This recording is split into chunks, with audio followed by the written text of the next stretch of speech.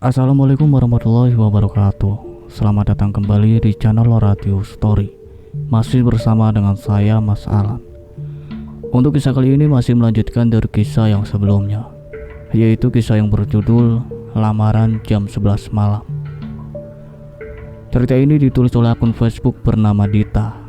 Bagi teman-teman yang ingin membaca langsung ceritanya, nanti silakan saja kunjungi linknya yang akan saya sertakan di kolom deskripsi.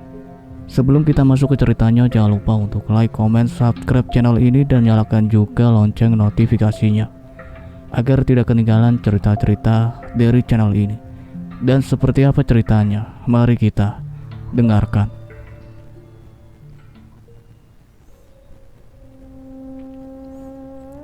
Dia, "Kak, kamu lihat apa?" Senggol Cendana yang tiba-tiba saja menyusul dari belakang. Rinjani terperanjat. Sementara orang itu sudah menghilang saat Rinjani kembali menoleh. Cendana mengikuti arah pandangan Rinjani, celingukan mencari apa yang sedang diperhatikan Rinjani. "Tidak ada, tadi hanya salah lihat saja. Kamu mau pulang?" jawab Rinjani tenang. Iya, mama suruh aku temenin kakak, ayo." Rinjani mengangguk. Ia lalu berjalan mengikuti Cendana. Tidak ada percakapan apapun antara keduanya, hanya keheningan malam dan sedikit riuh suara warga dari kejauhan. Dalam benaknya, Rinjani terus memikirkan apa yang tadi ia lihat. Apa yang ia saksikan barusan bukanlah mimpi, melainkan nyata adanya.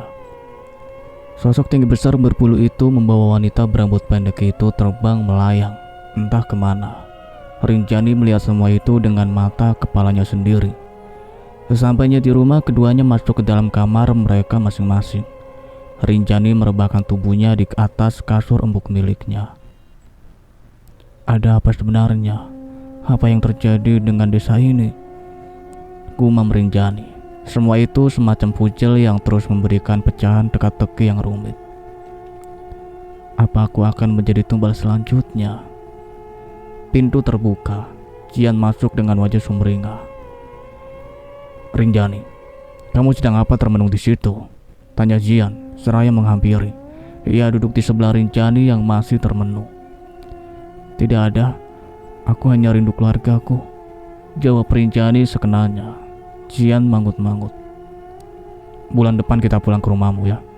Kalau sekarang suasananya masih belum stabil, cuaca sedang tak menentu," dalih Jian, lalu mengelus lembut pucuk rambut Rinjani. "Benarkah?" "Tentu saja." Jian tersenyum meyakinkan. Wajah Rinjani yang semula suram berubah riang. Ia tak sabar untuk pulang ke kampung halamannya. Ia rindu semuanya. Ia rindu omelan ibu tirinya. "Mama, andai mama dan ayah masih ada, mungkin semuanya akan baik-baik saja," batin Rinjani. Faisal terjaga. Ia melihat arloji yang melekat di tangannya. Jam 7 malam. Faisal lalu melihat jam dinding di pukul 2 malam. "Ini kok beda ya? Atau arlojiku mati?" gumam Faisal kebingungan. "Ya ampun, aku lupa aku di mana." Faisal menepuk jidatnya. Pandangannya lalu sibuk mencari Jara. Ternyata Jara masih terlelap. Faisal merasa tak enak perut, lantas ia beranjak menuju kamar mandi yang letaknya tak jauh dari sana. Setelah selesai buang hajat, Faisal mendengar suara asing yang menurutnya sedikit aneh, seperti suara kuda. "Apa di sini ada yang memelihara kuda?" terka Faisal. Ia memberanikan diri menyibak tirai jendela. Pemandangan di luar sana sungguh di luar nalar. Seekor kuda berkepala manusia tengah berjaga di luar. Rambutnya putih panjang, dengan gigi-gigi menyerupai taring berderet dengan air liur yang menetes. Matanya seperti ikan dan kulitnya keriput. "Ya Allah," ujar Faisal seraya memekap mulutnya. Sosok itu hampir saja menyadari keberadaan Faisal. Gegas ia berlari kembali ke dalam kamarnya. Darahnya berdesir hebat dengan tubuh yang gemetar. Disusul keringat dingin sebesar biji jagung mulai berjatuhan seiring rasa panik yang kian menjalar. Debaran jantungnya masih tak bisa ia kendalikan. Faisal bersembunyi di dalam selimut. Suara kuda itu masih terus terdengar, diiringi hentakan kaki kuda yang terdengar begitu nyaring. Ya Allah, serem banget itu. Ih, Faisal bergidik ngeri membayangkan apa yang barusan dia lihat. Ia terjaga sampai matahari terbit. Zahra terbangun melihat suaminya yang tampak ketakutan sembari terus berjaga-jaga. Mas, kamu kenapa? Tanya Zahra dengan bingung. Kamu sudah bangun? Mas ngapain? Kok pucat gitu mukanya? Kamu sakit? Cerocos Zahra lalu menempelkan punggung tangannya ke dahi Faisal. Aku gak sakit, Ra. Cuma kaget aja. Jawab Faisal meraih tangan Zahra agar terlepas dari dahinya. Kaget kenapa? Gak apa-apa, hari ini kita mulai pencarian Rinjani kan? Iya dong, lebih cepat lebih baik. Oh iya, semalam aku melihat semacam pertunjukan seni di pusat kampung. Acaranya meriah sekali dan katanya kampung ini dulunya hidup. Pungkas Zahra antusias. Hidup? Maksud kamu? Kampung ini dulunya makmur di alam manusia. Namun karena kesalahan seseorang yang tamak membuat kampung ini tenggelam dan terkutuk, lalu menghilang ke alam goib. Tutur Zahra menjelaskan. Oh, begitu toh. Kamu tahu dari mana? Dari Nek Lastri. Faisal tiba-tiba memegangi kepalanya yang terasa berdenyut. Sal, kamu yakin gak mau ikut? Kita akan kaya loh. Kita gak perlu lagi hidup susah, Sal. Gak mau ah. Abah akan marah kalau ia tahu perbuatan ini. Musyrik, ini gak benar. Dosa besar yang tak terampuni. Alah, dosa bisa diobati nanti, Sal. Yang penting kita bahagia di dunia. Astagfirullah, istighfar. Ini sudah menyalahi aturan agama. Faisal tersadar setelah beberapa saat kepalanya terasa sakit dan menampakkan secarik memori yang ia menampakkan percakapan dia bersama seorang pria. Mas, kamu kenapa? Tanya Zahra panik. Gak apa-apa, Mas, oke kok. Beneran, kok sempoyangan gitu? Megangin kepala juga dari tadi kayak nan sakit. Terocos Zahra lagi. Beneran gak apa-apa kok. Kayaknya vertigoku kambuh aja. Ya sudah, kalau begitu kamu siap-siap ya. Kita keluar sebentar lagi. Tita Faisal mengalihkan pembicaraan. Kamu yakin gak apa-apa, Mas? Muka kamu pucat banget loh. Iya sayang, beneran gak apa-apa. Ayo, biar Rinjani cepat ketemu biar kita bisa pulang.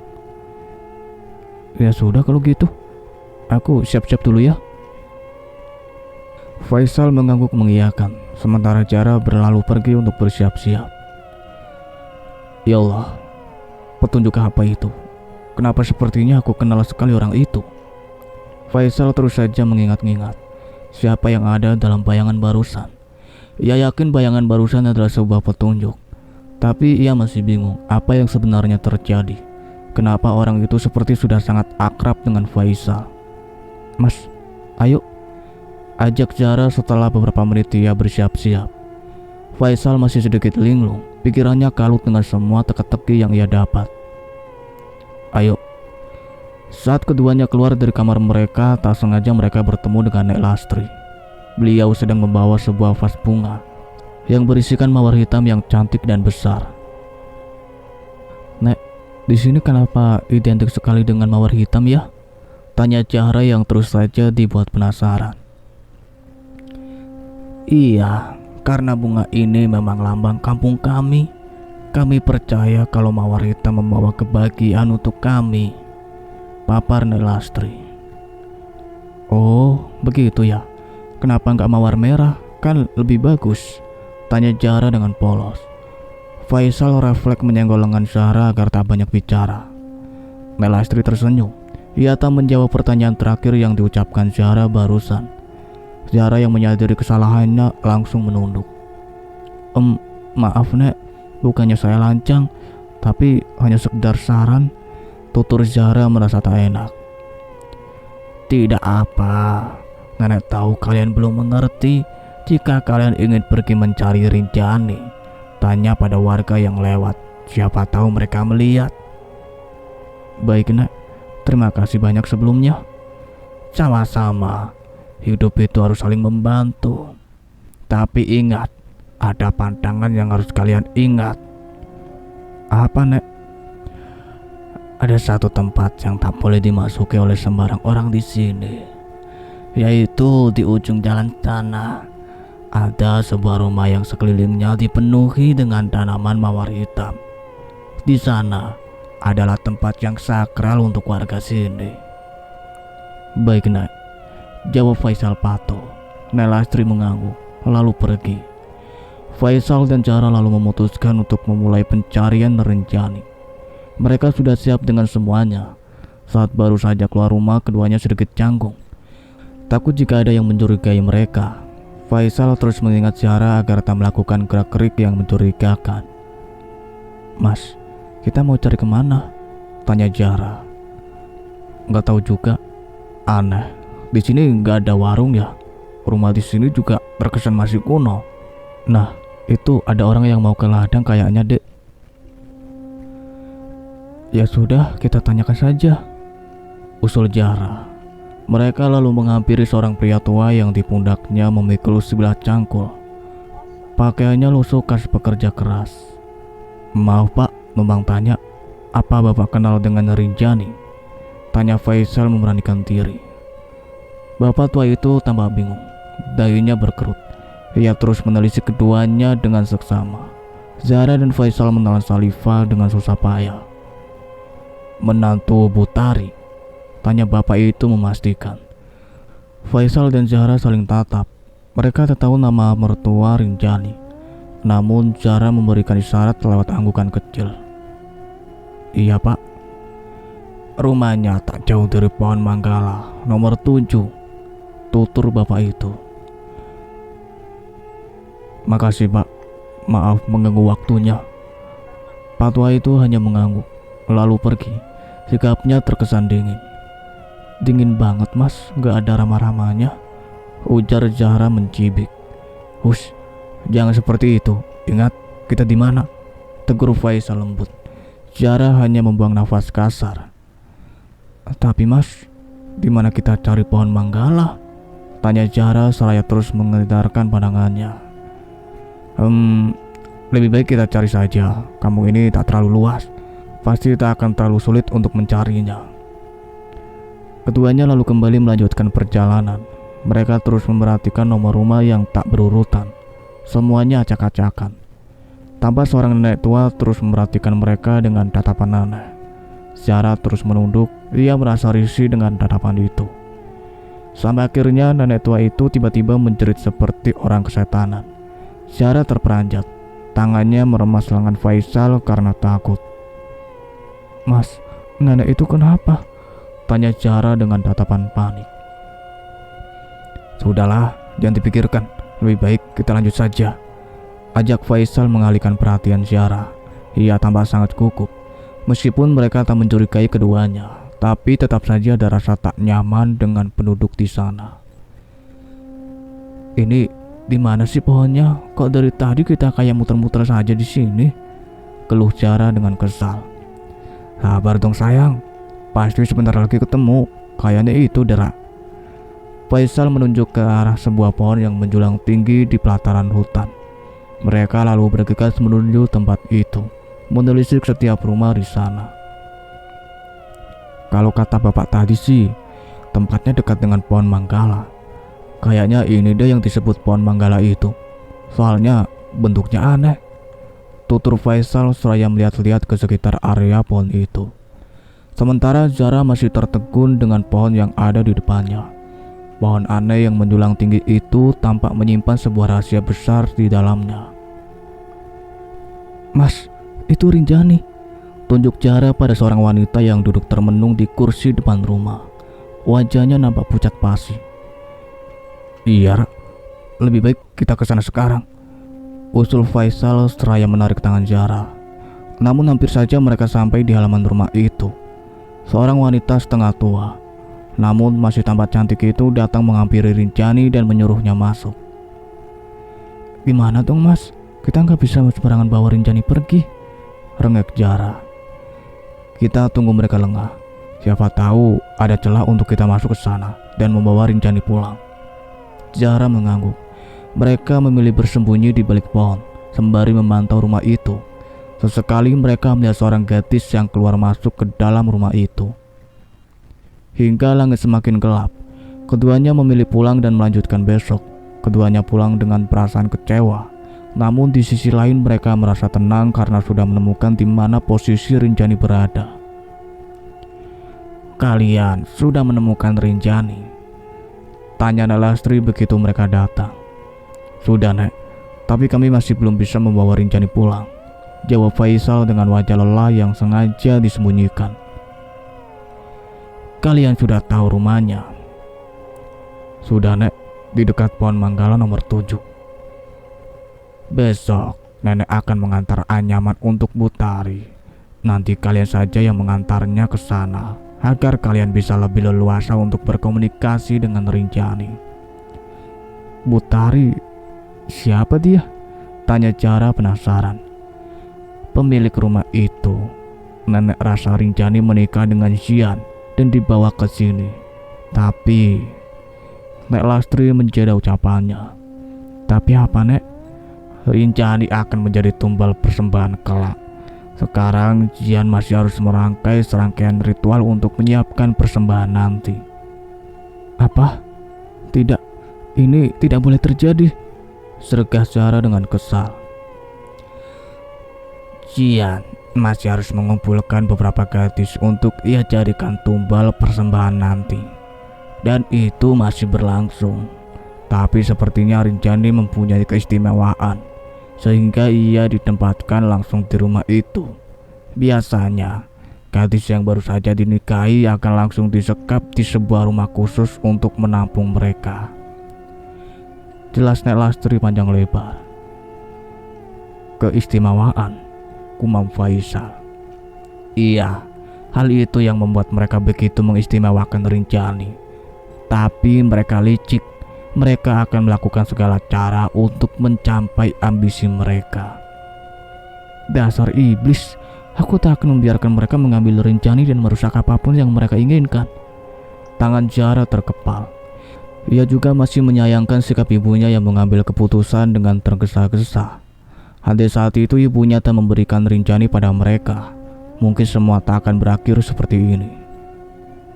"Sudahlah, Dek, sekarang kita istirahat. Besok kita pikirkan lagi bagaimana caranya membawa Rinjani pulang. Waktu kita tidak banyak di sini," usul Faisal mencoba meredam amarah istrinya. Zahra mengangguk, lalu beranjak ke kamar mereka untuk tidur.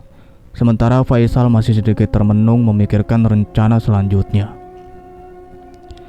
"Kamu terlibat dengan masalah ini, Faisal.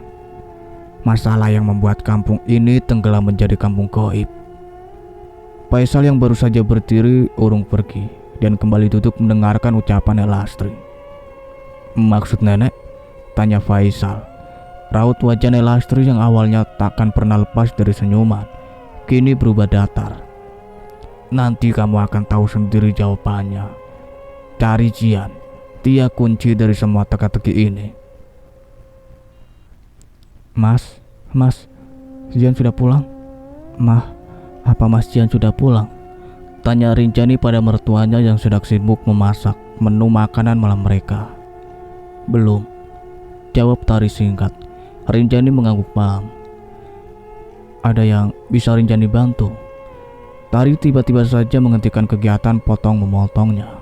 Pandangannya tajam menatap Rinjani yang dia mematung di belakang Tari. "Kembali ke kamarmu. Jangan datang sebelum semua masakan selesai," tukas Tari dengan tatapan sengit. Rinjani beringsut mundur, melihat sikap mertuanya yang terus berubah-ubah. Iya mah." Rinjani gegas kembali ke kamarnya. Ia menutup pintu kamarnya. "Pergi dari sini, atau kamu akan mati." Suara itu tiba-tiba saja terdengar nyaring di telinga Rinjani. Rinjani refleks memegangi telinganya yang terasa sakit dan berdengung. Nafas Rinjani tersengal-sengal. Ia terus mencari pemilik suara tadi. Ia menyapukan pandangannya ke seluruh sisi ruangan, namun tak ia temukan siapapun di sana. Padahal suaranya jelas sekali tadi, tapi kenapa tak ada siapapun? Gumam Rinjani dengan tangan yang gemetar hebat. Sayang, kamu belum tidur? Tanya Zian begitu ia datang. Rinjani masih tambah shock dengan kejadian barusan. Ia masih gugup. Belum ngantuk, Mas. Kamu baru pulang? Tanya Rinjani balik. Zian tersenyum. Ia lantas duduk di samping Rinjani. Sayang, Mas kangen. Zian tiba-tiba memeluk Rinjani. Ia terus menciumi Rinjani seakan membutuhkan sesuatu. Rinjani semakin gugup. Ia merasa semuanya sangatlah janggal. Rinjani terus mengatur strategi agar ia bisa kabur dan selamat dari Zian. Dan tak berselang lama mereka akhirnya sampai di tempat itu. Rinjani sudah siap siaga. Ia masih shock dengan kejadian tempo lalu. Seperti biasa, Zian mulai menunduk dan melakukan ritual yang membuat Rinjani semakin ketakutan. Saat Zian lengah, Rinjani memanfaatkan keadaan untuk kabur. Rinjani berlari keluar dari tempat itu. Rinjani, mau kemana kamu? Pekik Zian dengan kalap. Sial, perempuan itu malah kabur, umpat Zian dengan kesal. Ia sudah terlanjur membuka ritual dan tangannya tersayat benda tajam. Zian mengadu itu tandanya Ardhikara murka. Ia harus segera menemukan Rinjani atau ia akan mati. Zian berlari keluar, kelimpungan mencari keberadaan Rinjani yang tak lagi terlihat di kegelapan malam. Rinjani! Seru Zian, berharap Rinjani ketakutan dan kembali padanya. Sementara Rinjani sudah berlari jauh dari tempat itu. Nafasnya tak lagi beraturan. Ia berlari sekencang-kencangnya. Entah kemana tujuan kali ini, yang jelas ia harus kabur. Perempuan itu tak tahu jalan. Ia pasti mengikuti jalan setapak ini, imbuh Zian beropini. Ia lalu mengikuti arah jalan setapak. Sementara Rinjani sudah bingung harus pergi kemana. Ia berlari ke arah hutan. Ia terus mencari tempat persembunyian. Ia lalu bersembunyi di sebuah gubuk tua di tengah hutan. Di kegelapan Rinjani terus terisak, meratapi nasibnya yang tak akan seperti apa selanjutnya. Rinjani membawa sebuah korek untuk penerangan. Ia sudah menyiapkan itu sebelum dia berangkat tadi. Perutnya terasa bergejolak mencium bau yang menyengat sedari tadi ia masuk ke sana. Entah bau apa, yang jelas sangat tajam membuat dia tak tahan. Begitu korek api dinyalakan, Rinjani membekap erat mulutnya saat melihat ada banyak mayat-mayat perempuan saling bertumpuk di sana. Semuanya hampir membusuk dan semuanya tak memiliki bola mata. Mereka juga mengenakan gaun putih seperti yang ia kenakan, dan di tangan mereka memiliki 3 sayatan. Astagfirullah. Tangis Rinjani semakin menjadi. Ia merasa nyawanya kali ini sudah di ujung tanduk. Rinjani tak tahan. Ia lalu berlari keluar dari tempat itu. Rinjani berlari ke arah pemukiman warga. Ia terus berjaga-jaga. Tubuhnya sudah basah dibanjiri dengan keringat. Rinjani, kamu tidak akan bisa lari dariku, bungkas Zian. Mata Rinjani membola. Ia semakin panik. Rinjani lalu bersembunyi di belakang sebuah rumah. Dia terus berdoa dalam hatinya berharap agar ia masih diberi keselamatan. Rinjani! Suara Zian semakin dekat. Rinjani semakin erat memekap mulutnya agar tangisnya tak terdengar. Tubuhnya gemetar hebat. Ah! Pekik Rinjani dalam bekapan. Seseorang menarik tubuhnya masuk dalam rumah itu. Rinjani! Zian berbalik ke sumber suara, namun tak mendapati siapapun di sana. Rinjani! Seru Jara. Mata Rinjani berbinar melihat siapa yang ada di hadapannya. Semuanya seperti mimpi. Kakak, Rinjani takut kak. Tolong bawa Rinjani pulang, rengek Rinjani. Zahra memeluk erat tubuh adiknya, keduanya menangis haru. Zahra gegas membawa Rinjani ke kamar mereka, lalu membangunkan Faisal yang sudah terlelap sejak tadi. Mas, bangun, seru Zahra seraya menggoyang-goyangkan tangan suaminya. Mata Faisal mengerjap beberapa kali. Ia terperanjat saat melihat Rinjani sudah berada di depan matanya. Rinjani? Keduanya tersenyum bahagia. Zahra mengambil pakaian miliknya lalu menutupi tubuh Rinjani yang kedinginan. Di beberapa bagian juga terdapat banyak sekali goresan ranting dan tumbuhan lainnya akibat dia tak melihat jalan saat berlari. Rinjani, bagaimana bisa kamu kesini? Tanya Jara. Tangisnya tak dapat lagi dibendung. Ceritanya panjang, Kak. Dan tadi Mas Jian akan melakukan ritual kedua untuk persembahan pada iblis itu. Aku takut, Kak. Ya Allah. Zara memeluk lagi Rinjani yang tubuhnya terguncang hebat karena tangisnya. Tunggu, Jian? Tanya Faisal. Ia seakan mengenal nama itu. Kelepatan bayangan kembali terlintas di benaknya. Sal, ayo dong. Kita akan kaya setelah melakukan perjanjian ini. Kita nggak akan hidup susah lagi. Ayo. Jian, istighfar kamu. Ini musyrik. Tidak benar dalam agama. Dosa besar. Halah, Allah juga kan yang mau kita miskin dan susah begini. Kalau ada yang bisa bikin kita kaya secara instan, kenapa nggak dilakuin aja, ya kan? Sampai kapanpun aku nggak akan setuju dengan ide gila kamu itu. Tapi semua sudah berlanjur. Kamu sudah kesini, dan uang yang kamu pakai dariku adalah uang dari iblis itu.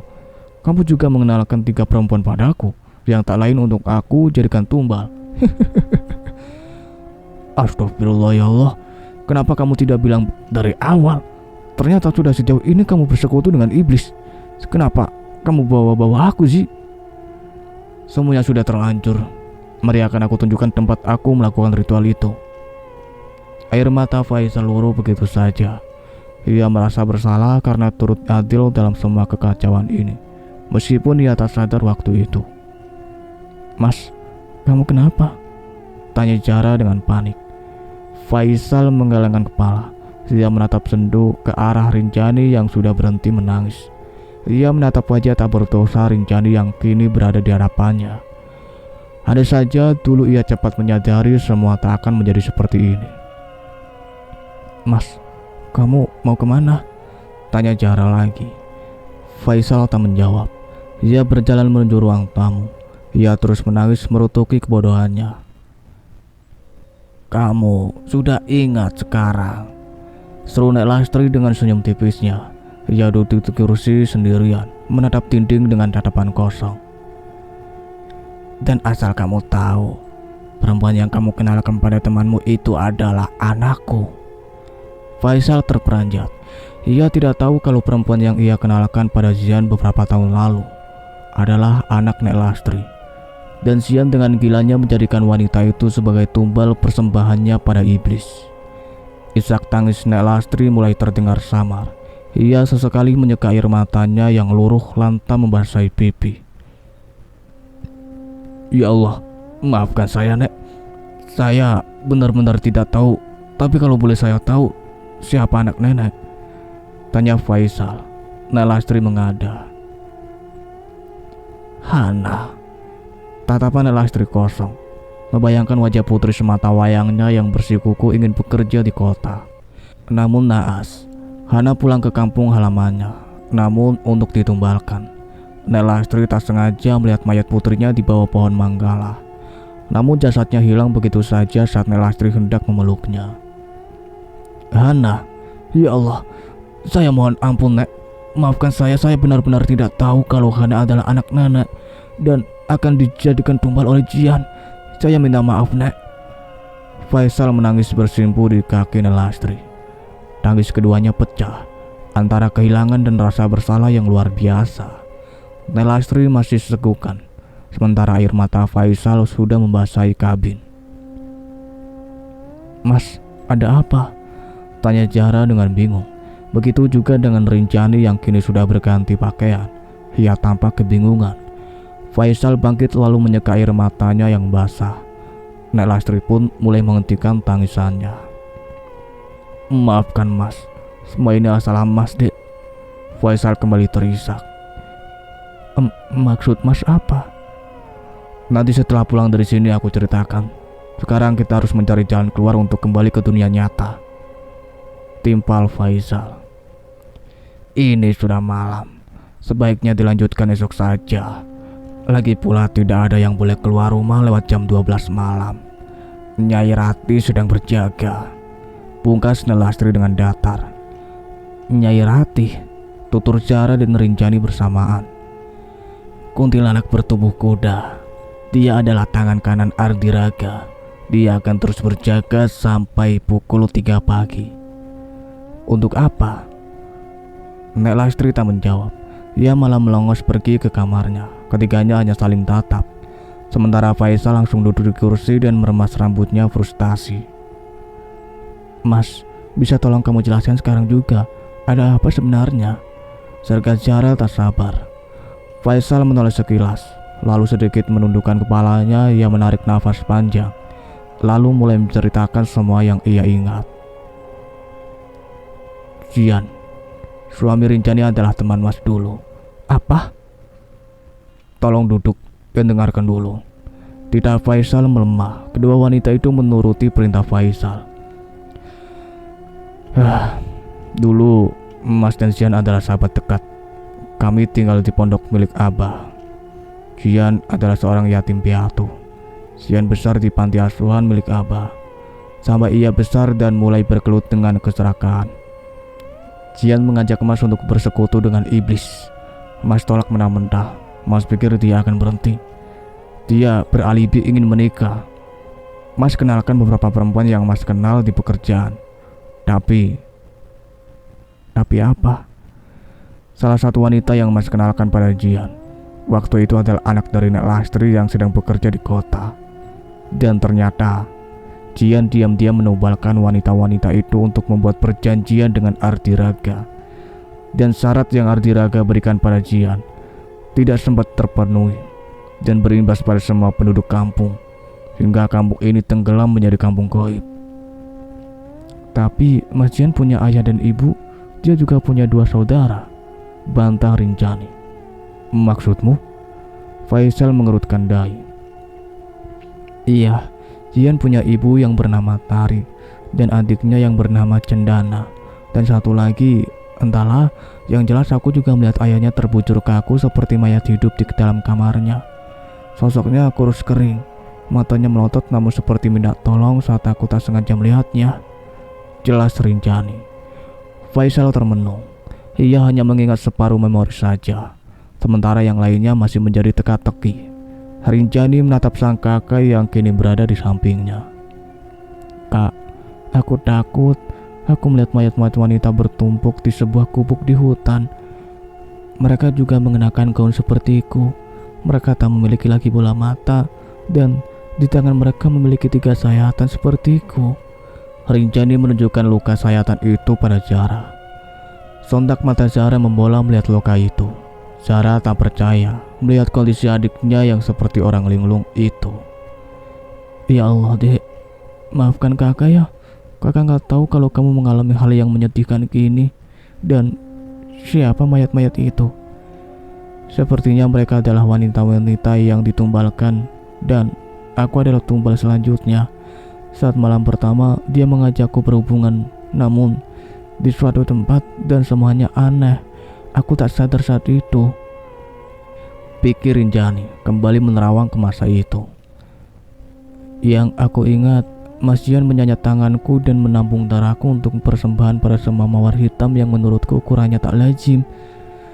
Zara dan Faisal menyimak dengan seksama apa yang disampaikan oleh Rinjani. Sementara Nek Lastri diam-diam mendengarkan dari dalam kamarnya. Lalu, apa yang terjadi? Entahlah, aku seperti orang linglung yang kehilangan arah. Semua badanku sakit semua. Tapi aku... Bah! Mereka semua terperanjat saat mendengar suara dentuman keras dari luar. Zara lekas memeluk Rinjani yang sudah sangat panik. Suara apa itu? Tanya Zara. Ia menggelengkan kepala menanggapi pertanyaan Zara.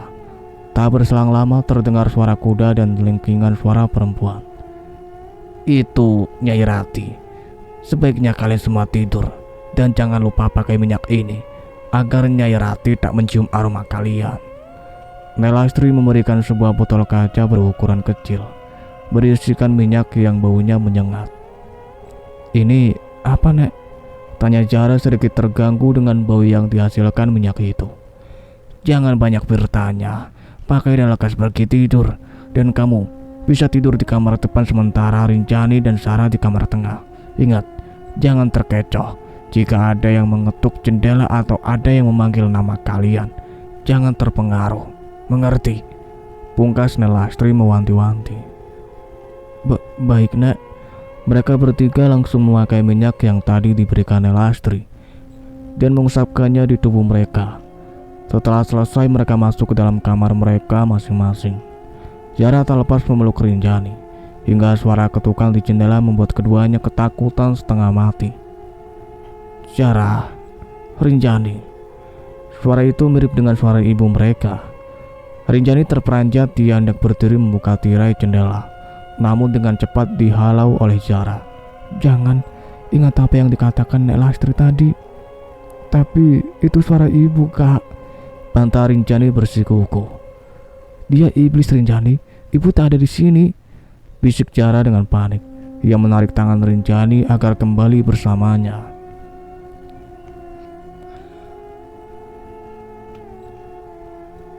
Cukup sekian ceritanya sampai di sini. Nantikan kelanjutan ceritanya. Saya akhiri. Wassalamualaikum warahmatullahi wabarakatuh.